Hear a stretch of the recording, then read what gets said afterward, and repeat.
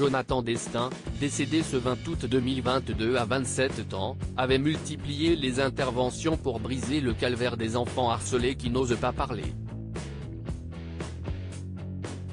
Ainsi, il s'était rendu sur le plateau de la chaîne de télé locale des Hauts-de-France WEO en 2018 pour revenir sur son parcours.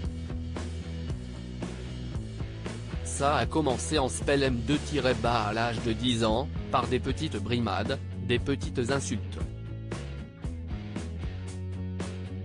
En 6e, CIST allait de plus en plus fort. Des coups de compas dans le dos, une claque dans la tête dès que j'allais chez le coiffeur. Des bagarres en récréation. Ils étaient tous contre moi. Ça a été de plus en fort et CIST allait jusqu'aux raquettes. Malgré le fait d'avoir changé d'école, le harcèlement se poursuit. J'ai été dans le privé en pensant que ça serait mieux que le public, mais en fait non. Pas du tout, car CIST là que le racket a commencé. S'enfermant dans son silence, n'obtenant pas l'aide qu'il aurait pu attendre de la part de l'encadrement scolaire, Jonathan Destin s'enfonce et va accomplir ce geste fou. Le jour où je me suis immolé par le feu, j'ai tout de suite regretté mon geste, quand j'ai senti la douleur et quand j'ai senti que je pouvais mourir. J'ai pensé à ma famille. Il se souvient de la souffrance qu'il s'est infligée, ça a fait très mal, la douleur était de plus en plus forte.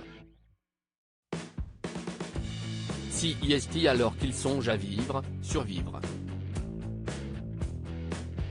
Après ce drame auquel il a survécu après 3 mois de coma artificiel et une vingtaine d'interventions, Jonathan Destin s'est mobilisé pour sensibiliser l'opinion sur le harcèlement scolaire. Il a écrit un livre, Condamné à me tuer, édition EXO, qui a été adapté en fiction pour TF1, Le jour où j'ai brûlé mon cœur. Son objectif, parler, rien que parler. Car CIST ce qu'il n'a pas pu faire et qui aurait pu le sauver. Le harcèlement est puni par la loi, les personnels scolaires sont mieux formés, le sujet est régulièrement abordé et des plateformes d'écoute sont désormais mises en place.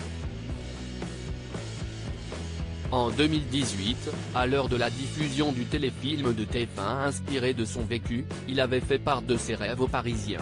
Je rêve de travailler, de passer mon permis de conduire, d'avoir mon indépendance. J'étais très attiré par la cuisine et la pâtisserie. Avec mes problèmes de santé, CIST compliqué.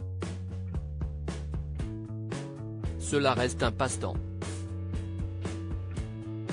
J'aimerais devenir informaticien. Je vais bientôt commencer une remise à niveau car j'ai arrêté l'école en milieu de la 3e professionnelle sans avoir le brevet. J'ai la volonté. Je vais de mieux en mieux. Le jeune homme a vécu 10 années à se reconstruire après le pire, et laisse comme empreinte l'envie de se dépasser et d'aider les autres.